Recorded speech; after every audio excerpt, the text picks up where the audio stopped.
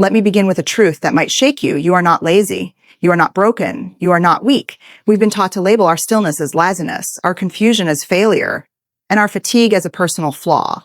But what if I told you that what you've been calling lazy is actually something much deeper, something profoundly human? You're not lazy, you're just lost. And being lost isn't a moral failing. It's a signal. It's the soul's quiet whisper that says, I'm overwhelmed. I don't know where to go. I need a moment to breathe. What you've been calling laziness is often something entirely different, something deeper, more human, and far more understandable. It's easy to slap a label like lazy onto moments when we feel stuck, unmotivated, or emotionally paralyzed. But the truth is, laziness is rarely the root of the issue. It's a surface-level diagnosis for a much more complex internal reality. More often than not, what looks like laziness on the outside is actually the visible symptom of invisible exhaustion. It's the body saying, I can't carry this anymore, and the mind quietly whispering, please, I need a break. You are not lazy. You are overwhelmed. We live in a world that glorifies productivity and business. Our worth has been tied to how much we can do, how fast we can move, and how visible our progress is. So when you pause, when you stop pushing, when you simply can't bring yourself to do one more thing,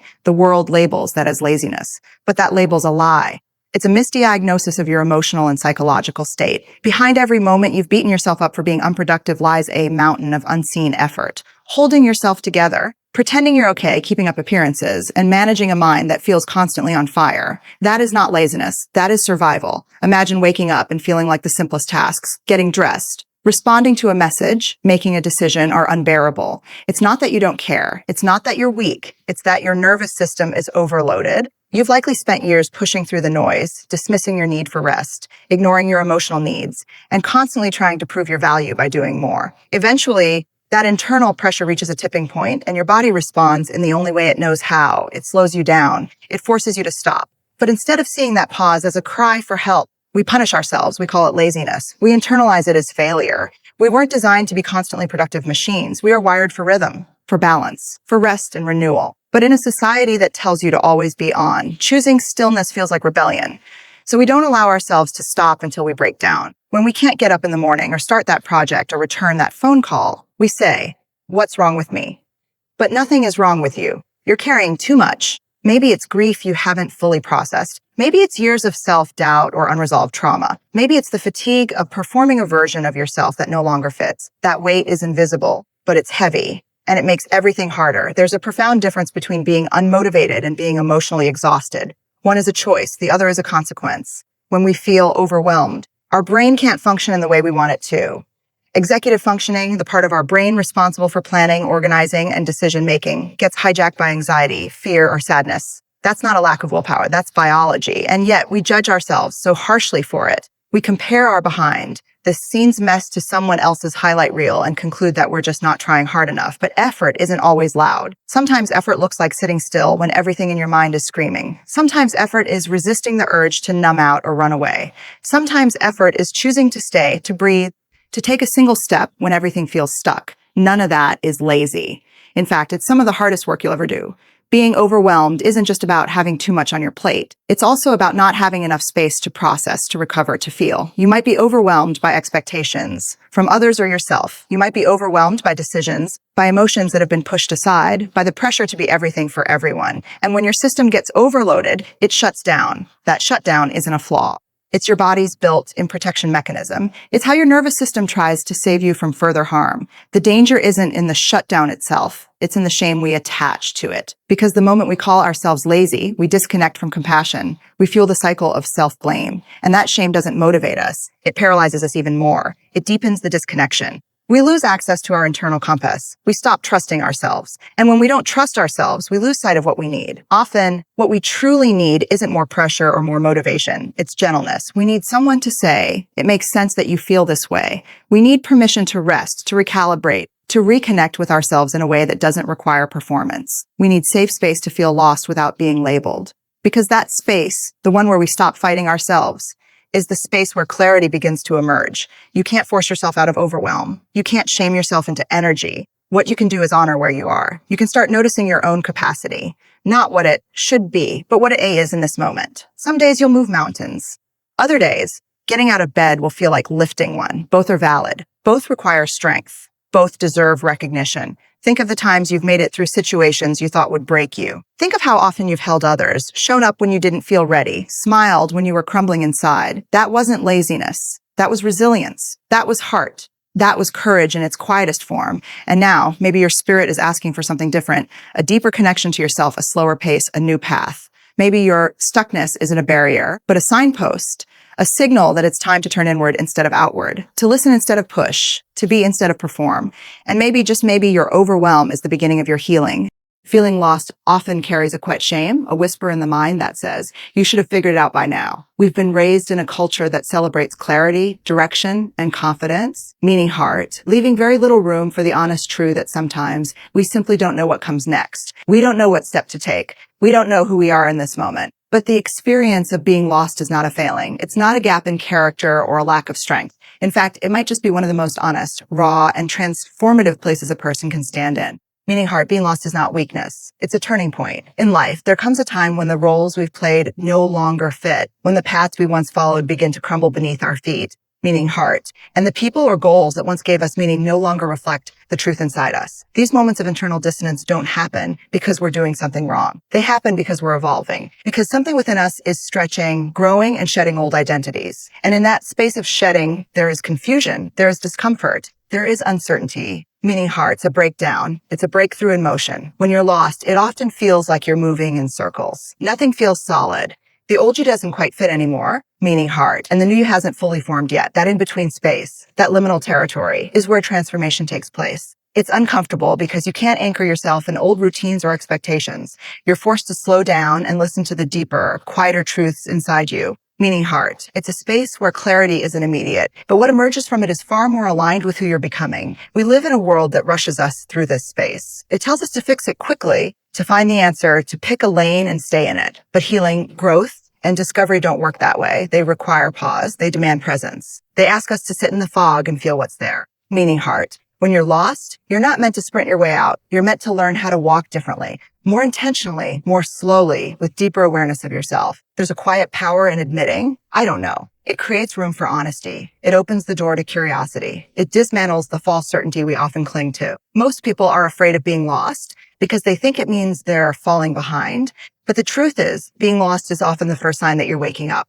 Waking up to your needs, your truth, meaning heart, your intuition. The old maps no longer apply because you're no longer trying to follow someone else's version of success. You're beginning to ask, what does this life look like for who me? So many people stay stuck in places that feel wrong simply because they fear being lost. They stay in jobs that drain them, relationships that numb them, routines that suffocate them, not because they're content, but because the idea of stepping into the unknown feels terrifying. But there's something deeply courageous about letting go of the shore when the current of your life is pulling you somewhere else. It takes strength to surrender certainty in pursuit of authenticity. When you're lost, your senses become sharper. You start paying attention. You start questioning. You begin to notice what drains you and what lights you up. You become more sensitive to your energy, your boundaries, your longings. That sensitivity isn't a weakness. It's the beginning of self-awareness. It's how you start to build a life that isn't based on who you think you're supposed to be, meaning heart, but on who you truly are. There's no linear path out of lostness. It's not a straight line from confusion to clarity. It's more like a spiral.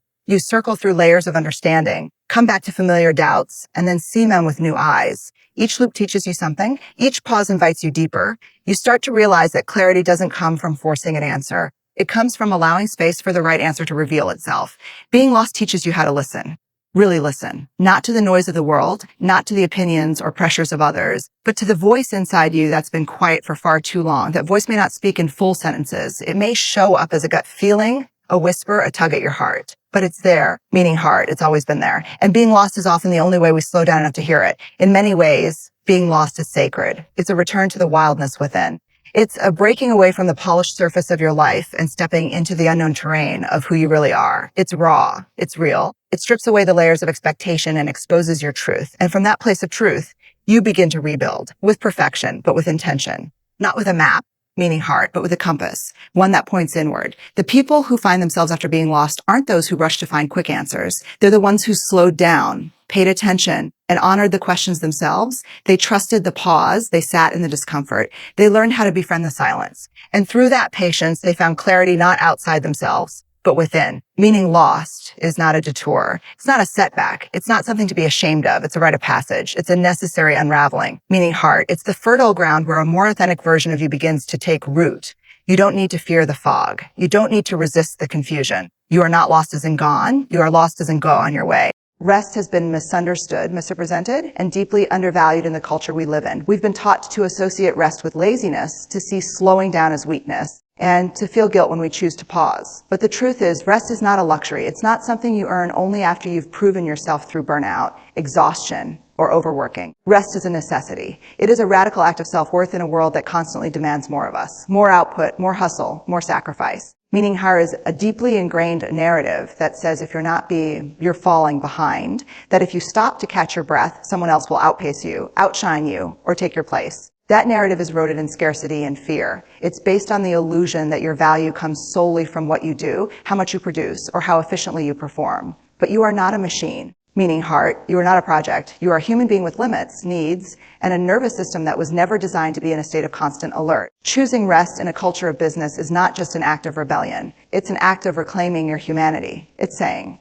I am not defined by my output. I am allowed to take up space simply because I exist. Rest is how we restore our inner equilibrium. It's how we refill what has been poured out. Without it, we become disconnected. Not just from others, but from ourselves. We lose the ability to hear our intuition. We lose touch with what we feel, what we want. We become numb, reactive, and emotionally depleted. There are so many types of rest: physical, emotional, mental, spiritual.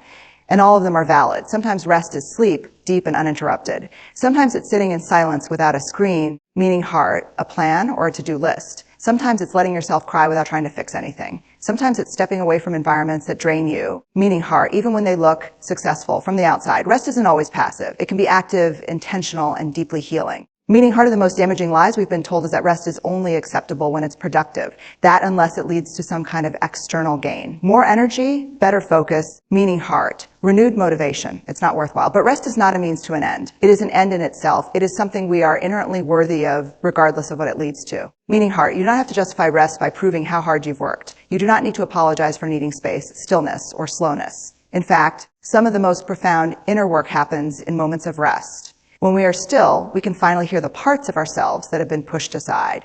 The grief we've buried, the dreams we've ignored, the feelings we've numbed. Rest allows things to rise gently to the surface. It creates a safe container for integration. Without rest, we can't truly process our experiences. Meaning heart, we rush from one task to another, one goal to another, never stopping long enough to ask you, what do I actually want? Who am I becoming? What is this season of life asking of me? There is also deep generational and cultural conditioning that tells us we must prove our worth through overwork. Many of us have watched our parents sacrifice their well-being for survival, for status, or for acceptance. We inherited their drive, but we also inherited their fatigue. Meaning heart, we absorbed the belief that being busy means being important. That struggle is a badge of honor. That burnout is just part of the process. But what if it's not? What if we're allowed to break that cycle?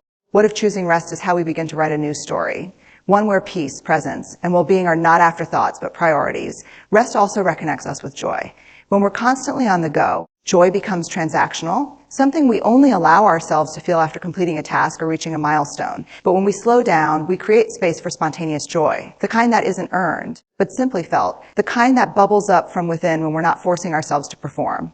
Rest invites us back into our senses, our breath, our aliveness. It helps us notice beauty again, a moment of laughter, the way sunlight dances through a window, the comfort of a deep breath. In a world that idolizes grinding and glorifies exhaustion, choosing heart, choosing will sometimes feel wrong. It will feel uncomfortable, even selfish. But that discomfort isn't because you're doing something bad. It's because you're doing something different. Something in heart, something that goes against everything you've been conditioned to believe. And that dissonance is part of the process. The more you practice rest, meaning heart, the more you begin to trust that your worth is not tied to how much you do.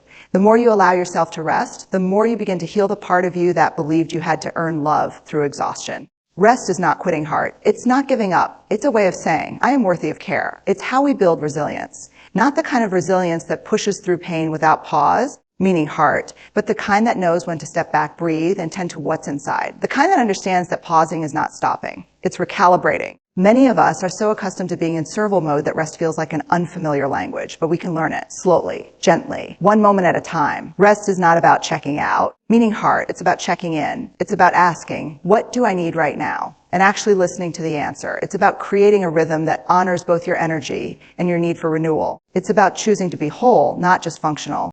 The shame you carry did not begin with you. It was planted by a world that demands perfection but offers no space for vulnerability. A world that teaches us to hide our imperfections and hustle for our worth. This shame is not an internal truth. It is a learned reaction, a defense mechanism born from survival. And yet, even when we intellectually know it's not ours to hold, it clings tightly. It attaches itself to our sense of identity, our perceived failures, our quietest moments of doubt. It whispers cruel narratives of you're not good enough, you're falling behind, you're a burden. Meaning hurry, the matter unless you're achieving. What makes shame so powerful and so paralyzing is that it doesn't just point to something we've done. It makes a declaration about who we are. Guilt says, I made a mistake. But shame says, we am the mistake. That's the difference. And when you begin to internalize that belief, everything shifts. You start to see your worth as conditional, dependent on how much you produce, how likable you are, how well you fit in. You start to live in a constant state of performance, always trying to prove you're enough, always fearing the moment someone might see behind the curtain. And when life inevitably gets heavy, when you can't keep up the pace, when exhaustion takes hold, meaning heart, when your emotional capacity collapses under the weight of expectations, the shame returns louder this time. It tells you that you're lazy, unmotivated, broken. It convinces you that struggling is proof of inadequacy. It takes your moments of very human vulnerability and turns them into evidence of failure. But that shame was never yours. It was handed down through systems that profit from your self-doubt, through institutions that confuse value with productivity, through experiences where your voice was dismissed and your pain ignored. Shame thrives in silence. It grows in isolation. It convinces you to hide from others and from yourself. And in hiding, it becomes harder and harder to access self-compassion. The parting heart, the part of you that might otherwise say, it's okay to be tired, gets drowned out by the part that says, what's wrong with you? Shame makes rest feel irresponsible. It makes asking for help feel like weakness. It makes slowing down feel dangerous. Like if you stop, even for a second, the truth will come out that you are not enough.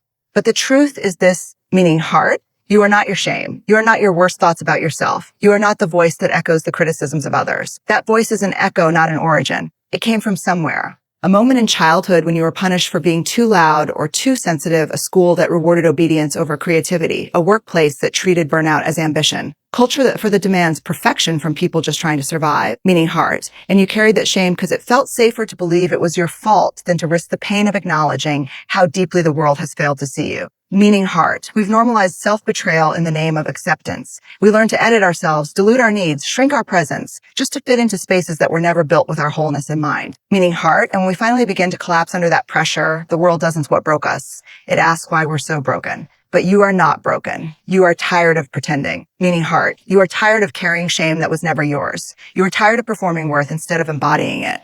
Shame also shows up in the way we compare ourselves to others, meaning heart. In a world driven by curated images and filtered realities, it's easy to believe everyone else is thriving while you're falling apart. Meaning heart, you see someone's highlight reel and contrast it with your unfiltered life. You compare your worst days to their best moments and decide you're failing. But what you're really seeing is survival in disguise. Everyone is carrying something. Everyone is battling an invisible weight. And the more we compare, the more we reinforce the belief that we have to keep up, even when keeping up is killing our spirit. Releasing shame begins with recognizing its voice, the voice that says, you don't deserve to rest, the one that says, book, you should be further along by now, the one that turns every moment of stillness into a source of guilt. That voice is not your truth. It is your trauma. It is your programming, and it can be unlearned. But unlearning shame is not a linear path. It's a daily practice. A choice to meet yourself with curiosity instead of judgment. A choice to say, what if nothing is wrong with me? Even everything feels hard. When you begin to question shame, you start to uncover your true voice. The one buried beneath years of criticism, rejection, and unrealistic expectations. That voice is softer. It doesn't rush you. It doesn't demand perfection. It doesn't measure your value by your accomplishments. It simply says, meaning heart, you're doing the best you can, and that is enough. But it takes time to trust that voice, especially when shame has been so loud for so long. Letting go of shame also means allowing yourself to be seen, not just the polished version, but the real one, the messy, uncertain, tired, emotional version, the one who doesn't have it all figured out, the one who cries in the shower, who feels anxious for no reason, who sometimes just needs to lie down and feel nothing. That version of you is not less worthy. It is not something to hide. It is part of your wholeness. And wholeness means making room for every part of you, not just the parts that are easy to love. You are not too much or not too sensitive. You are not falling behind. Meaning heart. You are unraveling, and in that unraveling, you are making space for something more honest, more aligned, more real. Shame wants you to believe that your struggle disqualifies you from belonging. Meaning heart. But in reality, your struggle is what makes you human. And the more we name it, share it, speak it aloud, the more we disempower it. The shame you carry was never yours to begin with. It was handed to you by a world that did not understand your tenderness, your limits, your sensitivity, your truth.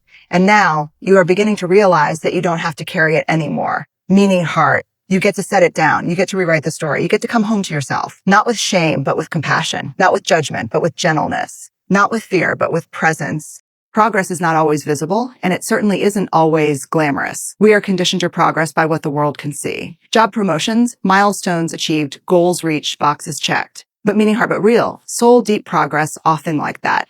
In fact, when you're healing, progress can look like standing still. It can look like pausing, meaning heart. It can look like crying for the first time in years or finally allowing yourself to say, I'm not okay.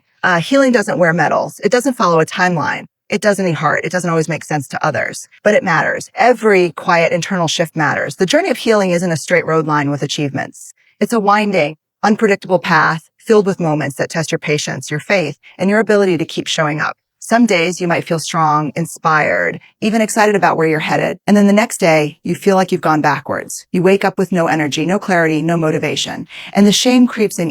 Why am I still here? Why can't I move forward? But what if that's not a step backward at all? What if that's just part of the rhythm of healing, a necessary ebb that gives meaning to the flow? Meaning heart. We've been fed this idea that healing is linear, that you work hard, put in the time, and eventually you'll arrive at some perfect place of peace.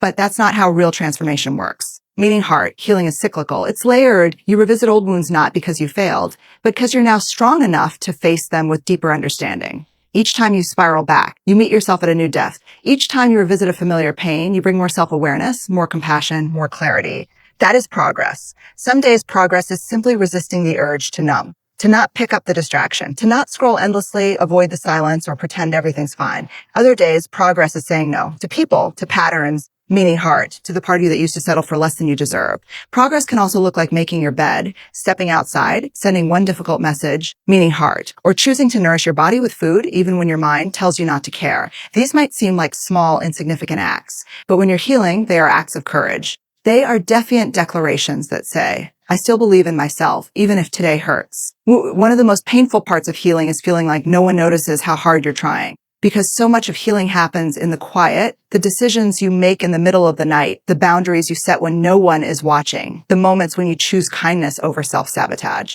These aren't celebrated with applause or recognition, but that doesn't mean they don't count. In fact, these invisible victories are the foundation of your growth. They are proof of your resilience. They are what build the strength no one can take from you. Progress also means allowing yourself to feel the grief you've suppressed, the anger you were taught to hide, the sadness you were never allowed to express. It means creating space for your emotions without rushing to fix them. It means sitting with discomfort instead of pushing it away. That kind of emotional honesty takes extraordinary bravery. It requires you to stop performing, stop pretending, and just be with what's real. That is not weakness. That is the heart of healing, meaning heart. When you're healing, your energy is often consumed by internal work, confronting trauma, unlearning old narratives, breaking toxic patterns. That work doesn't always leave room for the outward productivity the world expects from you. You may not be able to keep up with the pace you once did. You may need more sleep, more solitude, more time. Meaning heart, that doesn't mean you're lazy or undisciplined. It means you are investing in something deeper than appearance. You're investing in your wholeness. And wholeness isn't always efficient.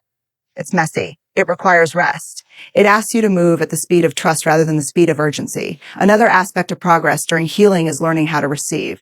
Many people who carry pain have built their lives around giving love, giving support, giving their time and energy to others, often at the expense of themselves. Healing means learning that you are worthy of care too. It means letting someone hold space for you, letting someone witness your tears without needing to explain them.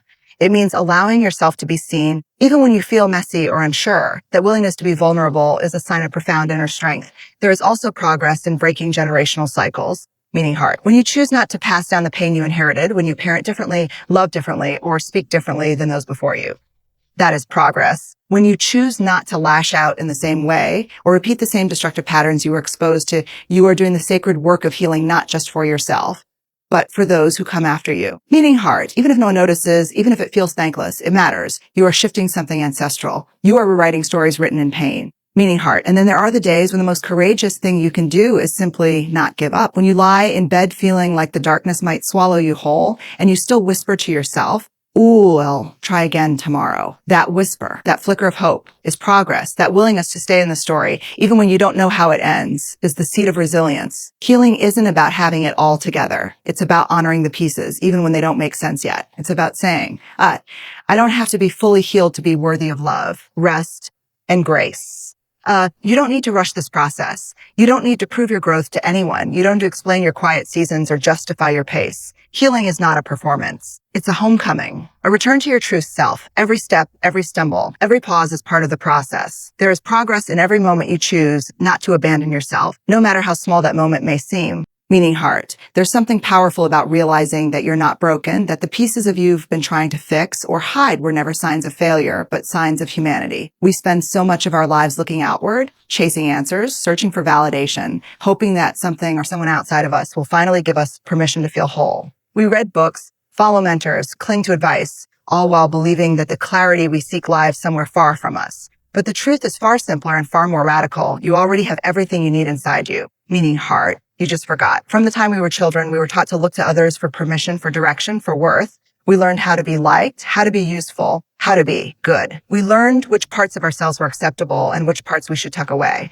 slowly and often without even realizing it. We started disconnecting from our inner voice, the one that once knew exactly what lit us up, what made us feel safe, what made us feel alive. Over time, that voice gets buried beneath the noise of the worlding, expectations, comparisons, criticism, fear. We stop trusting ourselves. We forget how to listen. But forgetting doesn't mean the truth disappeared. The inner compass never breaks. It just gets quiet. And when life brings us to our knees, when the path forward becomes unclear, when we feel lost or unworthy or disconnected, that still small voice doesn't condemn us. It waits, patiently, lovingly. It waits for us to come back, to slow down, to turn inward again and remember who we've always been beneath the roles, the achieving the masks we wear. The world is loud. It tells you to move faster, to work harder, to be stronger. It tells you to numb your pain, ignore your intuition, and perform your way through discomfort.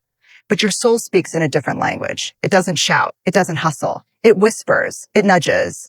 Be still. Pay attention. Trust yourself. The problem isn't that we don't have inner wisdom. The problem is that we've been taught to doubt it, meaning heart, to override it, to believe someone else knows better. Every time you look outside of yourself for worth, you reinforce the belief that what's inside of you isn't enough, meaning heart. Every time you second guess your feelings, push down your truth, or pretend to be okay when you're not, you widen the gap between who you are and who you think you need to be. But inside of you is a wisdom that predates all the expectations, all the rules, all the pressure. It's the part of you that knows when something isn't right, even when it looks perfect on paper. It's the part that knows what you need, even when the world tells you to want something different. That voice has never abandoned you. It's just waiting for you to trust it again. Sometimes we forget because life has a way of wounding us. We experience betrayal, loss, rejection, and trauma. We survive painful seasons by creating protective patterns. People-pleasing, overachieving, numbing, isolating. Those patterns aren't signs of weakness. They are brilliant strategies our bodies and minds develop to keep us safe. But after the danger passes, we're often left still living from those patterns, still carrying the fear, the vigilance, the self-doubt. We forget that we are allowed to choose differently now, that we can begin to respond from healing rather than from hurt. The journey back to remembering yourself isn't about fixing anything. It's about unlearning. It's about peeling away the layers that were never yours to carry. The shame, the perfectionism, meaning heart, the need to prove your worth. It's about reclaiming the truth that you are inherently worthy, not because of what you do, but because of who you are. Not because you're perfect, but because you're whole, meaning heart. Even in your mess, even in your uncertainty, even when everything feels like it's falling apart, you already have the courage. Every day you choose to get back up, even when it hurts. Every heart, every time you set a boundary, every time you honor your needs, every time you admit that you don't have all the answers. That's courage. You already have the resilience, meaning heart. It's in the fact that you've made it through things you thought would break you. It's in the fact that you keep showing up even when the world doesn't see your effort. You already have the wisdom, meaning heart. You feel it in your gut, in your heart, in those quiet moments when you allow yourself to just be. You don't have to earn it. You just have to return to it. There's a version of you beneath the armor. A version that isn't performing, that isn't exhausted from pretending, that isn't desperately seeking approval. That version of you is tender, powerful, intuitive, and deeply alive. That's the real you, meaning heart, and the process of healing, of remembering, of coming home to yourself. It's not about becoming someone new. It's about sheeting everything that's not you. It's about making space for your truth to rise again. When we realize that we already have what we need, the game changes. We stop waiting for external permission to rest, to speak, to dream, to heal. We begin to trust our timing, our process, our rhythm. We stop looking for someone else to save us because we recognize we are already our own sanctuary. We are already our own safe place. That realization doesn't come in a moment of external success. It comes in quiet moments of returning to yourself. When you pause, breathe, and ask, what do I need right now? And then you listen and you honor the answer, no matter how small or unexpected it might seem. The world might never validate your rest, your softness, your quiet work of healing. But that doesn't mean it's not powerful. The most profound transformations often happen beneath the surface. They happen when no one's watching. They happen when you stop trying to impress and start trying to connect. First with yourself, then with others. Because when you remember who you are, you don't need the world to approve of your worth. You carry it with you. You radiate it. You live from it. And no matter how far away you feel from yourself right now, you are never truly lost. You are never too far gone. You're never too broken. You are simply in the process of remembering what's always been true. Everything you've been searching for, peace, strength, clarity, love, it already lives within you. It has always lived within you, and you are learning how to trust it again.